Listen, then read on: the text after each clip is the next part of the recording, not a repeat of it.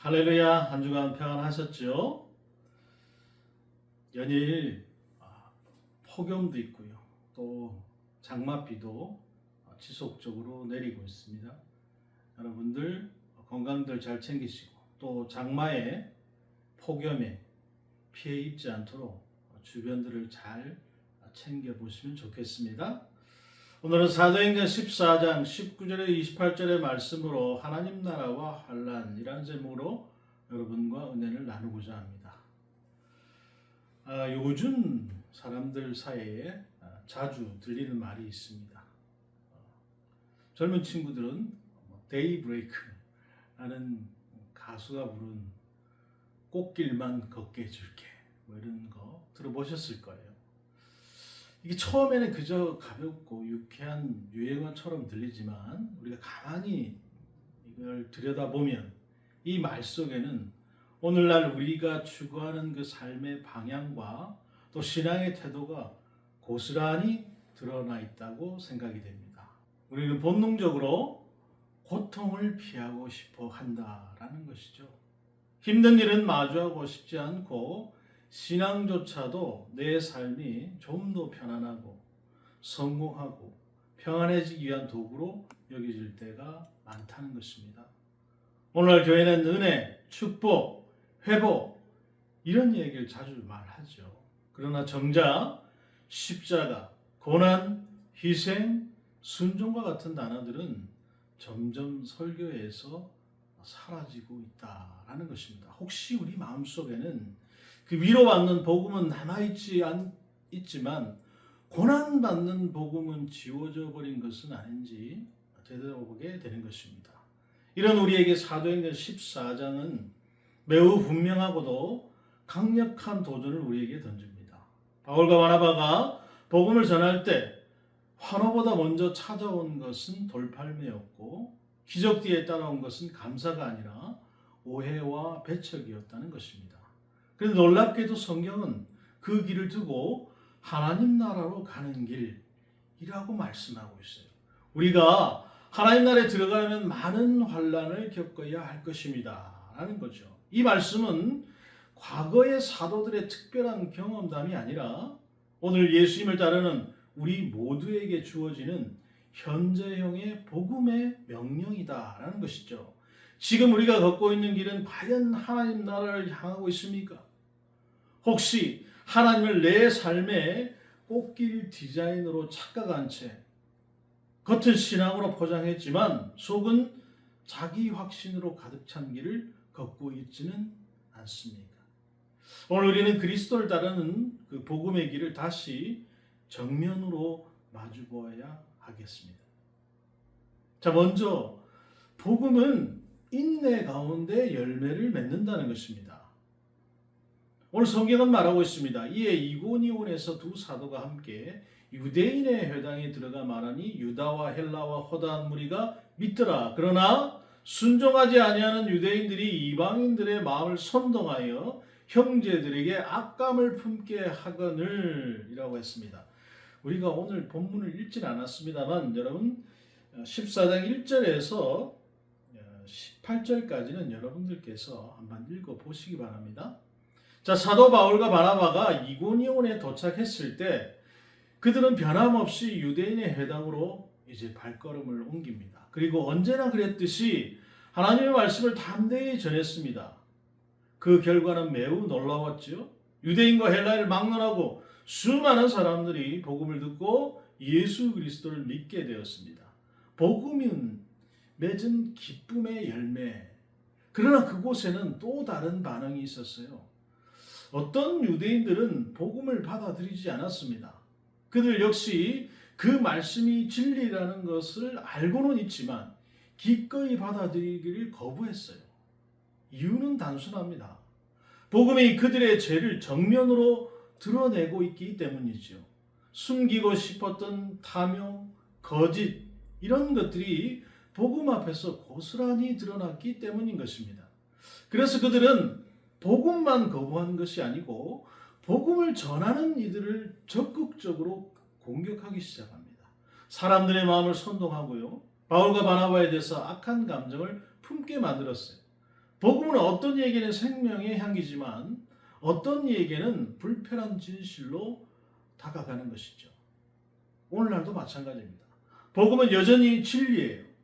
그러나 이 진리는 상대주의와 자기중심, 자기긍정이라는 문화 속에서 불편한 메시지로 받아들여지고 있다는 것이죠. 우리가 학교에서, 직장에서, 가정에서 복음을 전하려고 할 때 종종 사람들의 시선은 차갑고요. 반응은 냉담하지요. 아니 요즘에 누가 그런 얘기를 믿냐? 라는 말과 함께 무관심하거나 또는 조롱하는 태도에 마음이 움츠러질 때가 있는 것입니다. 내가 너무 고지식한 것은 아닌가? 괜히 주변의 분위기를 망치는 건 아닐까라는 생각에 위축되기도 하지요. 그러나 바울과 바나바는 달랐어요. 말씀을 한 번 전하고 돌아서지 않았습니다. 성경은 이렇게 기록하고 있어요. 두 사도가 오래 있어 주를 힘입어 담대히 말하니 주께서 그들의 손으로 표적과 기사를 행하게 하여 자기 은혜의 말씀을 증언하시니라 그랬습니다.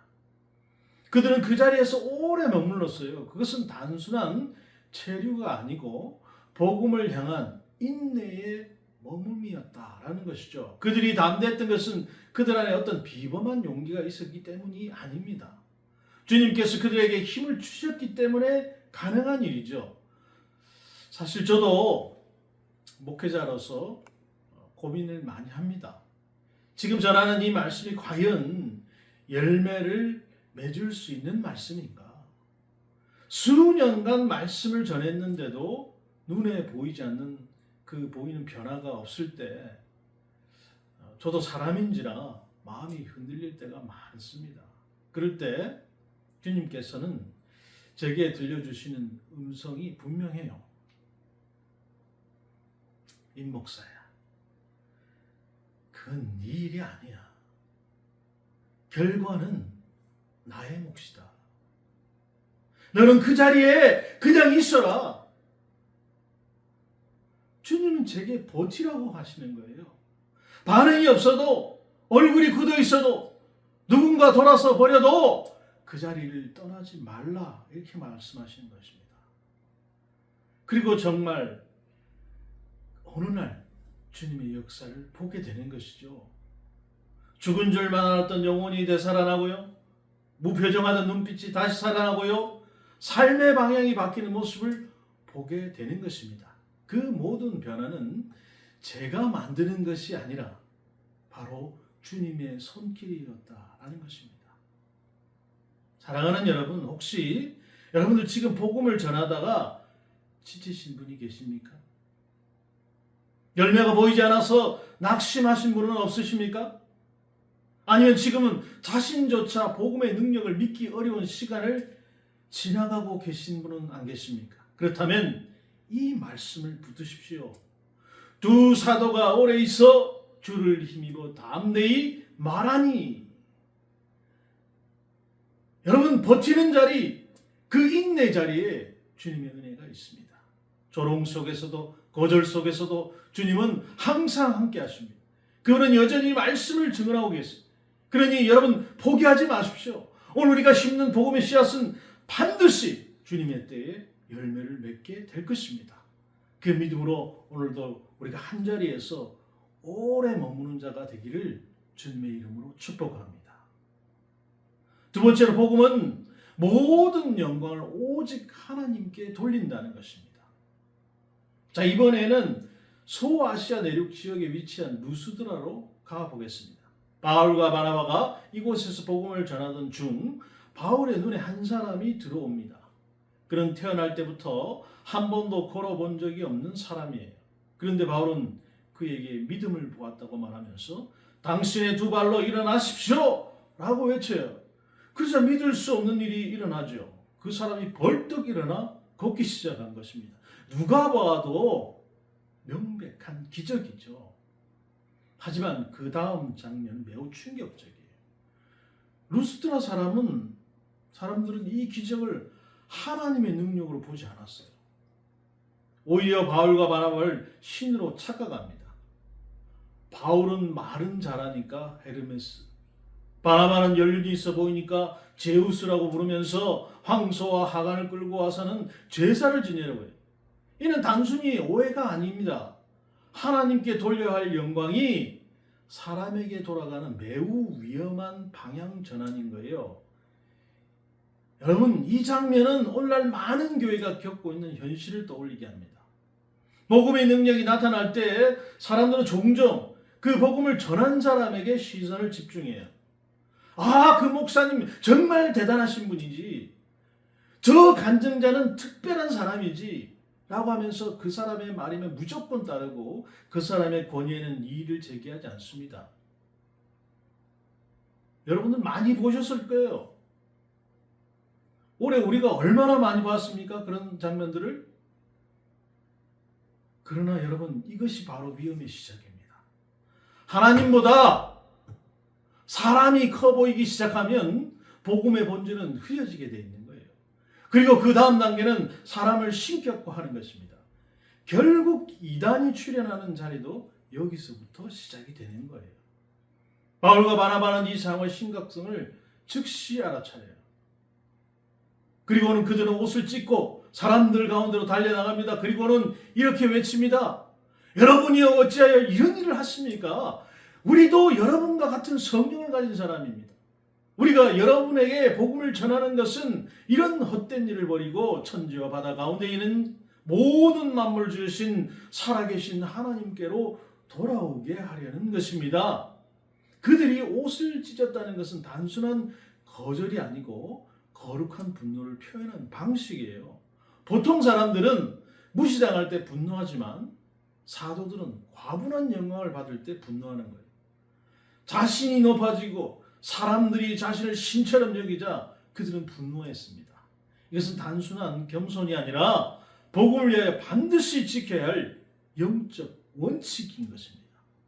돌팔매를 맞는 고난보다도 더 위험한 거예요. 그것은 바로 사람들의 박수와 추앙입니다. 거절은 우리를 깨어있게 하고 돌팔매는 우리를 무릎 꿇게 합니다. 박수와 추앙은 우리를 자만하게 하고요. 하나님이 아닌 자신을 중심에 놓도록 유혹하지요. 그러므로 복음을 전하는 우리는 항상 기억해야 하는 것입니다. 나는 빛이 아니라 빛을 반사하는 거울일 뿐이다 라는 사실. 내 목소리는 내 것이지만 그 안에 들려야 할 것은 바로 예수님의 음성인 것입니다. 내 행동은 내 손에서 나오지만 그 안에 보여야 하는 것은 하나님의 사랑입니다. 그래서 우리는 날마다 기도합니다. 그리스도의 인격을 우리 안에서 빚어 주옵소서. 그렇다면 그 인격 가운데 가장 아름다운 것은 무엇입니까? 바로 예수님의 겸손. 빌립보서 2장에 바울은 말하고 있습니다. 그는 하나님의 본체시나 하나님과 동등함을 취할 것을 여기지 아니하시고 자기를 비워 종의 형체를 가지시고. 이 말씀이 여러분 곧 복음이고 우리의 길인 것입니다. 우리 또한 주님의 길을 따라 모든 영광을 오직 하나님께 돌리는 자들이 되기를 소망합니다. 사람이 높임받는 시대, 연예인과 정치인이 아이돌이 되는 시대, 사람을 신처럼 여기는 문화 속에서 오직 하나님만 높임받으시는 거룩한 공동체로 살아가기를 진심으로 기도합니다. 마지막으로 복음은 환난을 통해서 하나님 나라로 인도한다는 것입니다. 루스드라에서 복음을 전하던 바울에게 한순간에 엄청난 위기가 닥쳐옵니다. 이전에도 그를 괴롭혔던 유대인들이 이제 비시디아, 안디옥과 이고니아에 이어서 이번에는 루스드라까지 찾아온 거예요. 스토커가 이런 스토커가 없는 겁니다. 끝까지 가서 내가 너희들을 없애버리리라. 그들은 바울이 가는 곳마다 따라다니면서 사람들을 선동하고 결국은 그들이 돌을 들어서 그를 치게 만들었어요. 한편으로는 이 과거의 다메섹까지 원정 핍박을 떠났던 사울의 그 모습, 그리고 스데반을 향해 돌을 던졌던 장면이 이제 바울 자신에게 고스란히 되돌아온 것처럼 느껴지기도 하는 거죠. 그날 바울은 심하게 다쳤고요. 거의 죽은 사람처럼 보였어요. 그래서 사람들은 그를 성 밖으로 끌고 나갔고 그는 복음을 전한 대가로 상처 입고 쓰러진 채로 남겨지게 됩니다. 그러나 이어지는 구절은 우리를 놀라게 합니다. 제자들이 둘러섰을 때 바울이나 그 성에 들어갔다가 이튿날 바나바와 함께 더베로 가서 모두가 죽었다고 생각하던 바울이 다시 일어나요.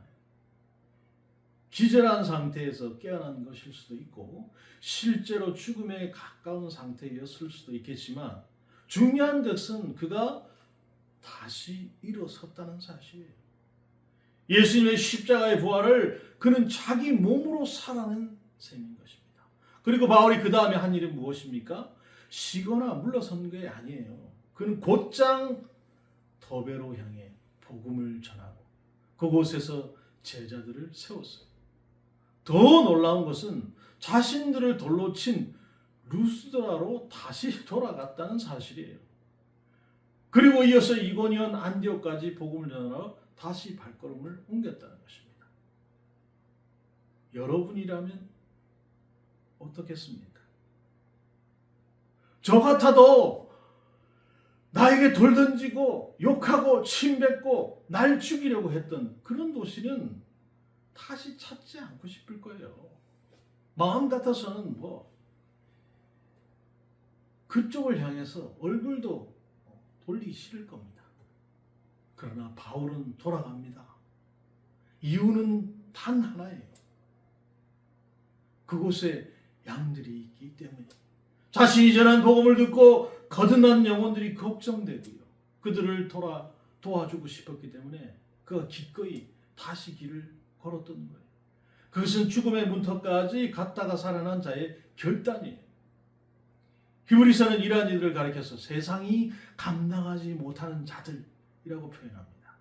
바울은 그 자리에서 이렇게 고백합니다. 제자들의 마음을 굳게 하여 이 믿음에 머물러 있으라 권하고 또 우리가 하나님 나라에 들어가면 많은 환난을 겪어야 할 것이다. 여러분, 이것은 단순한 설명이나 교리가 아닙니다. 바울의 온몸으로부터 흘러나온 고백이에요. 돌에 맞아 쓰러졌던 그가 다시 일어나서 피 묻은 입술로 선포한 진리입니다. 오늘날 교회는 이 말을 꺼내기를 두려워해요. 왜죠? 성도들의 마음이 상할까 봐. 성도들이 상처 입을까 봐. 그래서 성도들이 떠날까 봐. 십자가의 고난은 감추고 복음의 현실은 미화하거나 생략하려고 하는 것입니다. 하지만 바울은 신앙을 시작한 지 얼마 되지 않은 자들에게 가장 먼저 가장 분명하게 말하는 것이에요. 하나님의 나라에 들어가려면 많은 환난을 겪어야 합니다. 참 힘든 말이죠. 특히나 우리같이 개척교회는 더더욱 하기 쉬운 말은 절대 아닙니다. 그렇지만 하나님 나라에 들어가려면 환난을 겪어야 하는 게 진리이기 때문에 이렇게 얘기해야 되는 것이죠. 이 말씀은 오늘 우리에게도 똑같이 유효합니다. 복음을 자기 개발처럼 소비하고 교회를 취향의 플랫폼처럼 여기고 신앙을 옵션으로 관리하는 이 시대에 이 말씀은 우리를 정신 차리게 하는 거예요. 고난이 없는 제자도는 없어요. 환난 없는 천국은 여러분 없습니다. 기대하지도 마십시오. 하나님께서는 왜 우리에게 고난을 허락하십니까?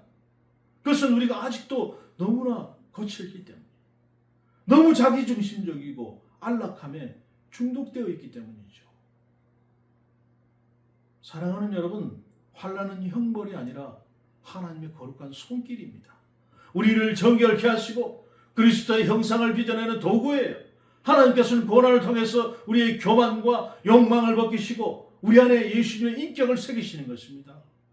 오늘도 하나님은 고난의 자리에서 우리에게 말씀하십니다. 일어나라, 내가 너를 다시 걷게 하리라. 예수님도 그렇게 하셨어요. 철저히 낮아지셨고 쓰러지셨어요.